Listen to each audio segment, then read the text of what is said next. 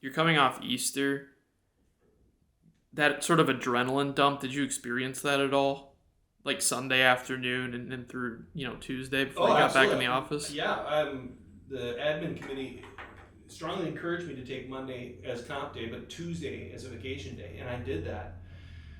On Sunday was with my whole family and was just a marvelous time, just being home, right, eating our fill, etc.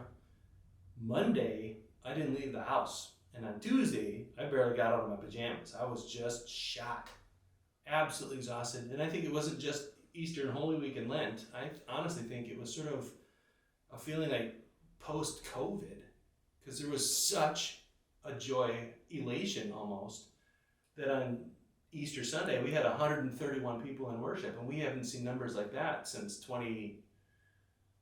Easter 2019 was the last time we had any crowd of that size. A camera that you had on the floor, it was awesome to see. There were people sitting in front of that camera, and you could see them in that camera shot. It was just the coolest thing, And the pews were packed. There were people literally not knowing where they could sit because we roped off every other pew.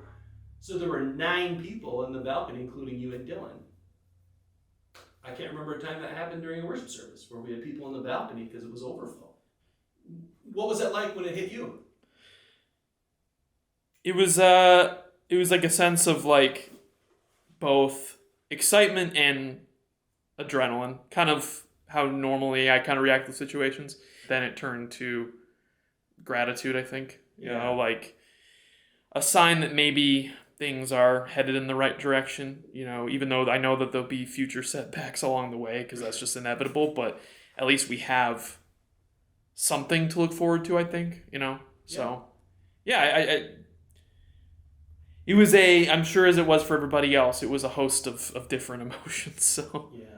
The services, for me, it hit me like, oh my goodness, look at all these people here. Right when I walked down the stairs just to say welcome to worship. And then all of a sudden I realized I walked to that front pew. There were people sitting in the front pew. I don't remember that happening last time. And then I turned the microphone on, and the microphone wasn't on, right? So what went through your head when I flipped that mic on? I kind of was like, at first I was like, old version of me would have started panicking, but I was kind of just like, you know what, I trusted you that you would play it off and that also that the congregation would kind of laugh it off as well. So I think it was like, yeah, obviously I was like, oh shoot, forgot to turn on the speaker system. But then it instantly turned to, you know what, Yeah.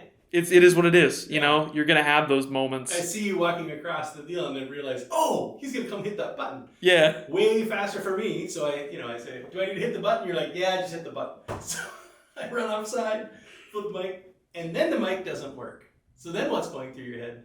Then I'm like, well, now I don't know what to think. Now I'm like, I thought this was going to be a very easy solution. And then I was like, well, maybe there's something more going on here. Maybe we truly have gremlins working in the speaker system. But it turned out to be something. You also have to explain to the people, because I don't even remember what happened.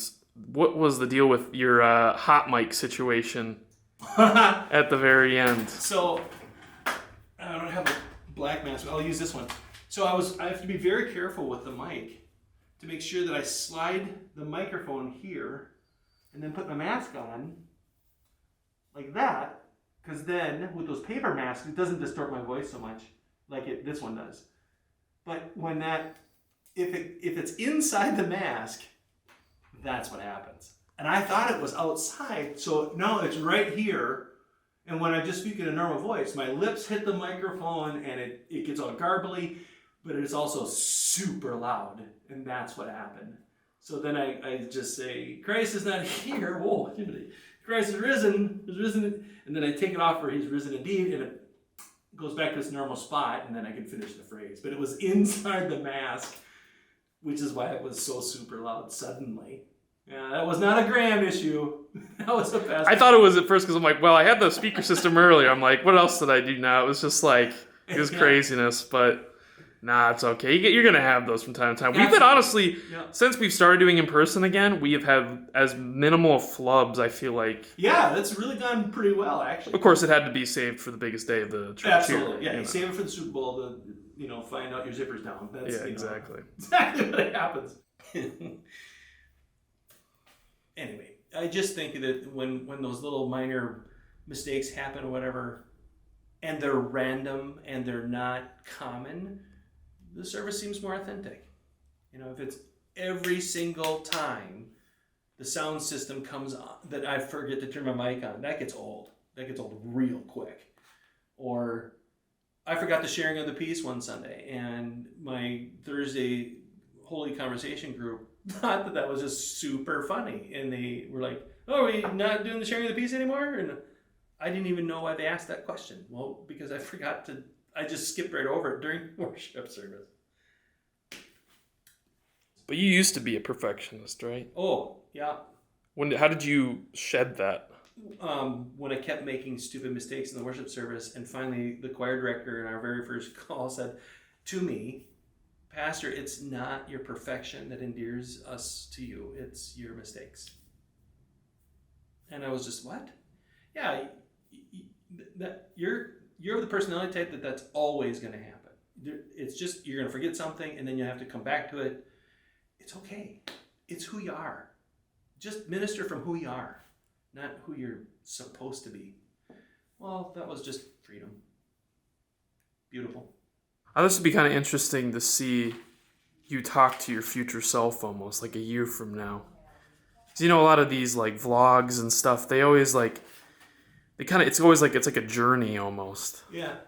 So what would you like to see yourself, if you're talking to future self Mark right now, let's say April of 2023, first give me kind of where the church is at right now, and then both the positives and the negatives, and then kind of where you would like to see yourself from a year from now. Yeah, well, a year from now, I hope that we've got an established actual system and program that really blesses the families of this congregation through Edith. I hope that ministry takes root and really starts to grow, and people feel as though faith in the home is being formulated. That's really my top goal. Other things, facility-wise, I hope that we've got some sense of a site plan for this congregation, this plot, campus, whatever.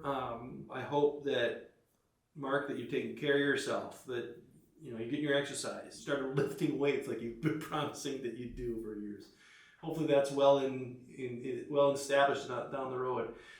And I hope that by a year from now that we've got a good positive sense in which the previous year has been life-giving, that the pandemic is finally done, and that it is a place that we can trust the news, right? That peace has come to Europe, that the pandemic is truly over and we can trust that.